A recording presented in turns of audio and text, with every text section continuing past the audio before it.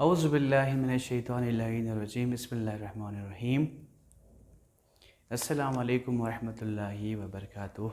Dear students, this is Zishan Hussain here and you watching Z All-Rounder Mind।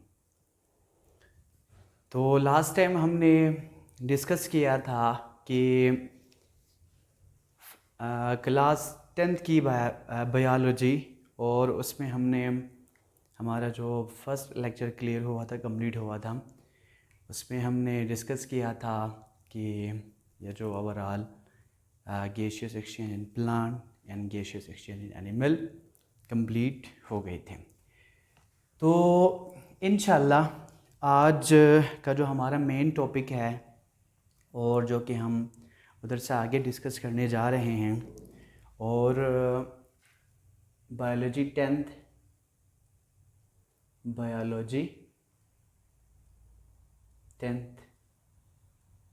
और आज का जो lecture number है वो हमारे पास 2 है, लेक्चर नंबर 2। तो आज का जो टॉपिक है दैट इज़ वेरी इंटरेस्टिंग। ये हमारे पास क्या है, mechanism of respiration. Mechanism of respiration का मतलब है कि रिस्पिरेशन का जो तरीक़ाकार ओवरऑल हो, रिस्पिरेशन में होता क्या है।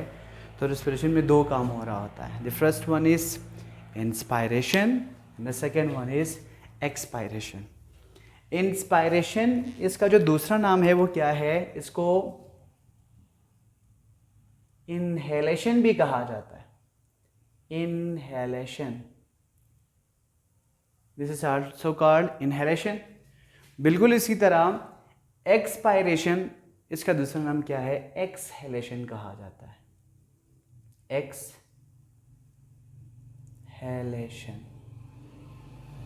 Exhalation, okay.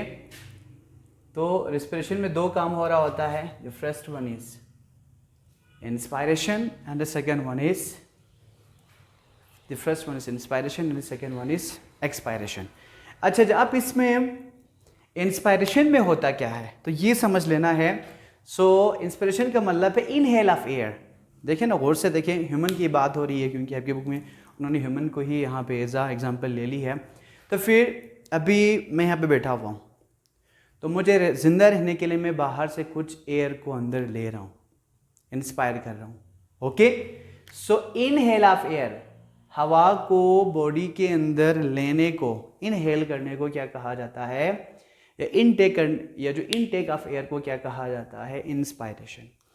बिल्कुल इसी का अपोजिट क्या है कि हम क्या कर लेते हैं, जो गैसेस हमें नहीं चाहिए, ठीक है, उसको हम लेने के बाद फिर से उन गैसेस को जिस्म से बाहर निकालते हैं।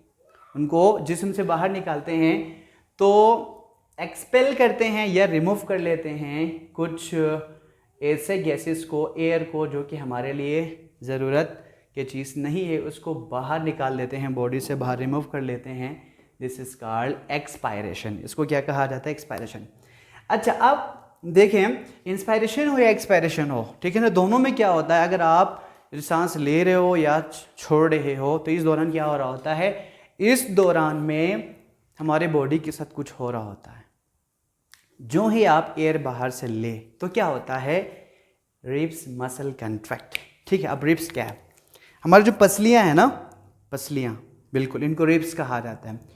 और जो रिब्स मसल्स के साथ यहाँ पे क्या होता है, रिब्स के बीच में जो मसल्स होते हैं, रिब्स, ये फॉर एग्जाम्पल रिब्स और रिब्स के बीच में जो मसल्स है, इन मसल्स को क्या कहा जाता है, रिब्स मसल्स कहा जाता है।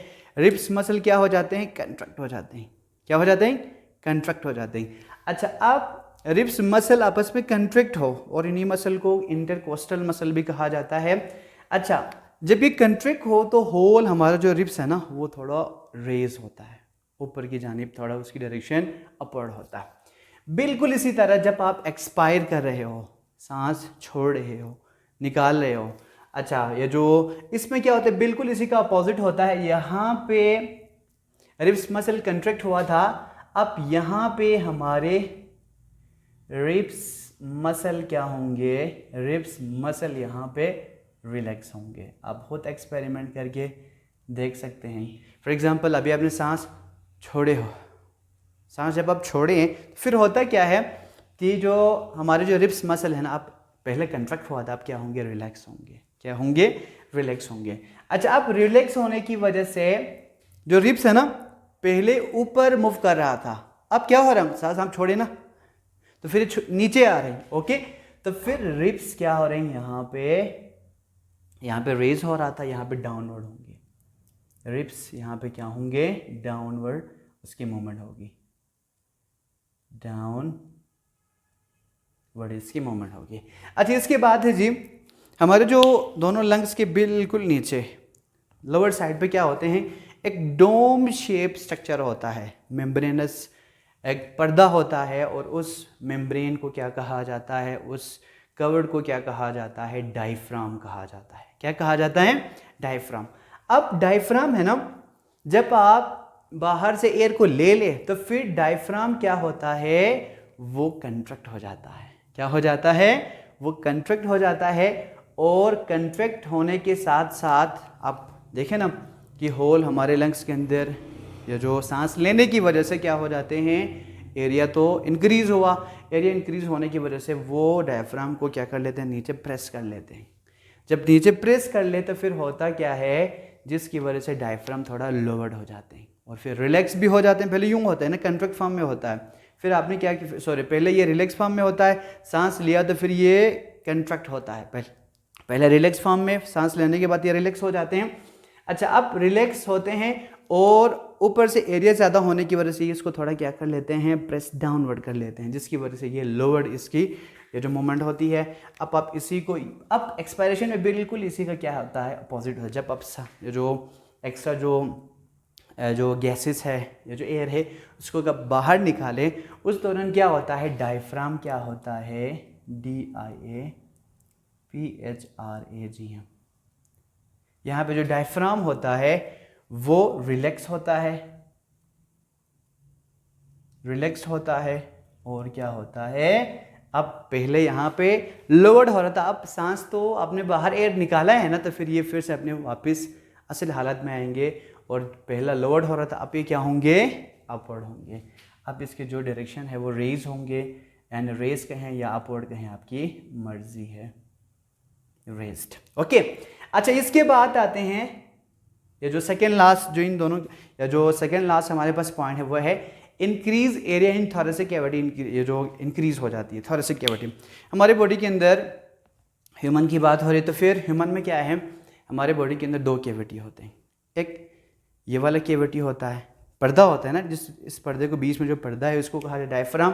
डायफ्राम से ऊपर वाला जो एक कैविटी होता है, हिस्सा होता है, डायफ्राम से नीचे वाला एक कैविटी होता है। डायफ्राम से ऊपर वाले कैविटी को या हिस्से को क्या कहा जाता है, थोरेसिक कैविटी। जबकि डायफ्राम से नीचे वाले जो कैविटी है इसको क्या कहा जाता है, इसको कहा जाता है एब्डोमिनल कैविटी। इसको क्या कहा जाता है, या पेरिटोनियल कैविटी भी कहा जाता है। अच्छा जी, अब यहाँ पे देखें, जब सांस लिया है आपने, जब सांस लिए हैं तो फिर होगा क्या, जब सांस लिए हैं तो फिर इसकी वजह से अब लंग्स के अंदर क्या हो जाएगा, पहला सरफेस एरिया कम था, सांस लेने की वजह से क्या हो जाते हैं, सरफेस एरिया बढ़ जाते हैं। बिल्कुल आप मिसाल ले सकते हैं, बलून खाली था, आप उसने के अंदर एयर फिल किया तो फिर क्या हो जाते हैं, वो एरिया बढ़ जाते हैं। बिल्कुल यहाँ पे भी लंग्स के साथ ही होता है। थोरेसिक कैविटी है ना, पहले वो छोटा होता है, जब आप सांस ले तो फिर ये क्या होता है, इंक्रीज होना स्टार्ट हो जाता है। अच्छा, इसके बाद आते हैं, बिल्कुल इसका ये अपोजिट है। इसमें जब आप सांस को बाहर निकालें, ठीक है, जब आप एक्सपायर करें, जब आप एक्सहेल करें तो उस दौरान क्या होता है, यह जो थोरेसिक कैविटी के अंदर डिक्रीज हो जाएगी जी। ये जो इंक्रीज यहाँ पे इंक्रीज हो रहा था, डिक्रीज हो जाएगी। क्या डिक्रीज हो जाएगी, एरिया, सरफेस एरिया कहें या एरिया है वो क्या हो जाएगी, थोरेसिक कैविटी की, थोरेसिक कैविटी की क्या हो जाएगी, डिक्रीज हो जाएगी। इसके बाद लास्ट पॉइंट है, दैट इज अबाउट प्रेशर की बात है। ये जो जब आप इंस्पायर करें तो फिर लंग्स के अंदर ये जो प्रेशर है ना वो क्या हो जाती है, डिक्रीज हो जाती है। अब ऐसा क्यों होता है, आप गौर करें तो फिर बाहर इन्वायरमेंट के अंदर क्या होता है, ये जो बाहर इन्वायरमेंट के अंदर ओवरऑल ये जो एयर है वो ज़्यादा होता है, बाहरी इन्वायरमेंट के अंदर एयर ज़्यादा होता है और हमारे जिस्म के अंदर क्या होता है, हमारे जिस्म के अंदर कम होता है। तो फिर एयर है हायर कंसंट्रेशन से लोअर कंसंट्रेशन में आ रहे हैं, हायर से लोअर में आ रहे हैं, तो फिर जिसके नतीजे में क्या हो जाएंगे, या जो जिसके नतीजे में या जो हमारे लंग्स के अंदर जो प्रेशर है ना वो क्या हो जाएगी, डिक्रीज़ हो जाएगी। जबकि ये बिल्कुल अगर आप एक्सपायर करें तो फिर लंग्स के अंदर जो प्रेशर है PRESSURE, प्रेशर क्या हो जाएगी, प्रेशर इन लंग्स, इसके अंदर क्या हो जाएगी, इंक्रीज़ हो जाएगी।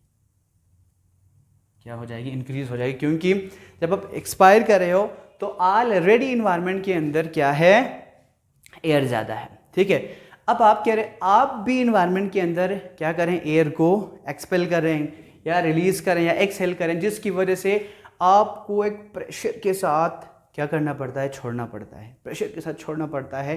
तो जिसके नतीजे में पूरे होल लंग्स के अंदर प्रेशर क्या हो जाते हैं, इंक्रीज़ हो जाते हैं। इसके बाद एक बहुत ही इंटरेस्टिंग, ये जो for your kind information, the very interesting information, आप इसको समझे, जनरल नॉलेज समझे। ये जो वो क्या है जी, एक ह्यूमन है, वो क्या कर लेते हैं 1 मिनट में, ये 1 मिनट की बात हो रही है, पर मिनट में, 1 मिनट के अंदर, ठीक है, 1 मिनट के अंदर नॉर्मल उसकी जो ब्रीथिंग रेट है, सांस जो हम लेते हैं वो हम टोटल 16 से 20 दफ़ा ये जो सांस लेते हैं, मतलब एक दफ़ा ली एक दफ़ा छोड़ा, तो फिर दोनों को मिला के एक ब्रीथिंग होगी।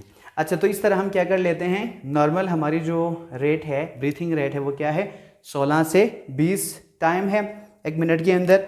अच्छा, अगर आप कोई काम कर रहे हो, अगर आप कोई एक्सरसाइज कर रहे हो, अच्छा अगर आप कोई हैवी वर्क कर रहे हो, तो फिर उस कंडीशन में होता क्या है, जब एक्सरसाइज वाले कंडीशन में ये इंक्रीज़ हो जाता है, इंक्रीज़ होने के बाद आपकी ब्रीथिंग रेट है वो 30 से 40 टाइम्स तक बढ़ जाते हैं। तो आज के लिए इतना ही काफ़ी है। इंशाल्लाह एक और नेक्स्ट वीडियो के साथ जो फिर से हम फिर मिलेंगे।